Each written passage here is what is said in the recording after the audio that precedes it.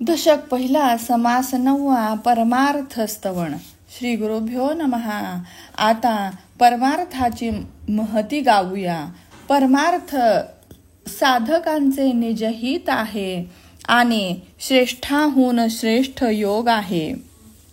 परमार्थ अत्यंत सुलभ आहे, पण संत सहवासाची मुख्य संगत चुकल्यामुळे लोकांना ते अत्यंत कठीण असे झाले आहे. असो, इतर सर्व साधन म्हणजे उधारीचे पंचांग, पण परमार्थ हा ब्रह्म साक्षात्काराचा रोख नगद आहे. परमार्थाने वेदशास्त्रांचे सारच अनुभवता येते. एवढेच काय, तर सत्य वस्तू सर्व ठिकाणी असली तरीही थोडीफारही दृष्टीला दिसत नाही. अलिप्ततेने सर्वत्र स्थित असली तरीही कोठेही दिसत नाही.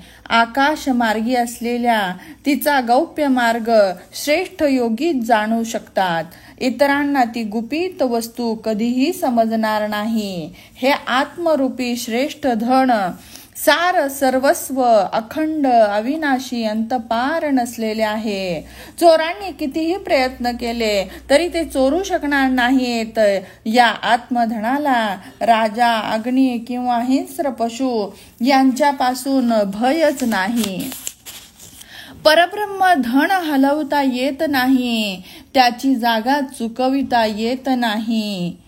किंवा कितीही दिवस झाले तरी ही जागा सोडून सरकत नाही आहे त्या ठिकाणीच सुरक्षित असते. अशी आपल्या मालकीची खरी वस्तू कदापि परिवर्तित होत नाही, किंवा कितीही काळ लोटला तरी कमी जास्त होत नाही, झिजत नाही, डोळ्याआड होत नाही. असे असले तरीही गुरु अंजनेशिवाय ते पाहायला गेलो तर मात्र दिसत नाही. ही गोष्ट खरी आहे.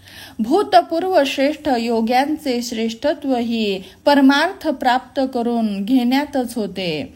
ही गोष्ट अत्यंत गोपनीय असल्याने तिला परमार्थ असे म्हणतात.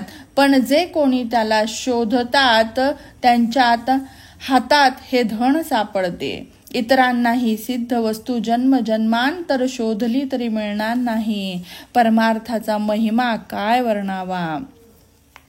त्याच्यामुळेच जन्म मृत्यूच्या गोष्टी नाहीशा होऊन लगेच सायुज्य मुक्ती प्राप्त होते. परमार्थ विवेक केल्याने माया नाहीशी होते. सारासार विचार सुचतो आणि परब्रह्म अंतरंगात प्रकाशमय होते. पूर्ण ब्रह्म साक्षात्कार होऊन सर्व जगच ब्रह्मस्वरूपात बुडून जाते. अर्थात पंचमहाभूतांचे सर्व खेळ तुच्छ वाटतात. सर्व प्रपंच खोटा वाटतो. माया म्हणजे लपंडाव वाटते आणि विवेकात निर्मळ आत्मा प्रकट होतो. अशी अंतरंगात ब्रह्मस्थिती बिंबली की संशय ब्रह्मांडा पलीकडे जाऊन सर्व दृश्य जग हे जीर्ण जुनाट वाटू लागते. आता वर वर्णन केल्याप्रमाणे परमार्थ जो करतो त्याचे खरे हित साधते. या बलशाली परमार्थाचे कितीही बलाढ्य म्हणून वर्णन केले तरीही आम्हाला तृप्ती होत नाही. ब्रह्मादी देवांनाही या परमार्थामुळेच विश्रांती प्राप्त होते. योगी सुद्धा या परमार्थाच्या योगेच परब्रह्माशी समरस होतात. परमार्थ हेच सिद्ध साधू महात्मे या सर्वांना आणि सत्संगतीने मंदबुद्धीच्या सात्विक जीवांनाही विश्रांतीचे स्थान झाले आहे. आणखी काय सांगू. परमार्थ हे जन्माचे सार्थक, संसाराचा उद्धार करता आणि धर्मनिष्ठांच्या परलोकाचे साधन आहे. परमार्थ तपस्वी यांचा आधार, साधकांचा आश्रय आणि संसार सागरातून पलीकडे पोचविणारे साधन आहे.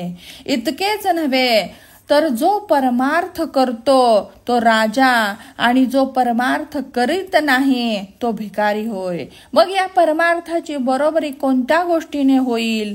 असंख्य जन्माची पुण्याई असेल तरच परमार्थ घडून मुख्य परमात्मा अनुभवाला येतो. सारांश, जो परमार्थ ओळखतो तोच जन्माचे सार्थक करून घेतो. उरलेले पापीजण कुलनाशासाठी जन्मले आहेत असे समजा. असो, भगवंताच्या प्राप्तीशिवाय नुसते प्रपंचाचे निरर्थक श्रम करणाऱ्या मूर्खांचे मुखावलोकन करू नये.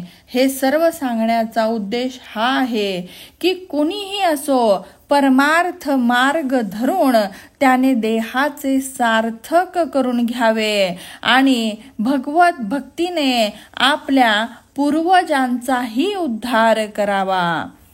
इति दासबोधे गुरु शिष्य संवादे प्रथम दशके परमार्थ स्तवनम नाम 9वा समासः.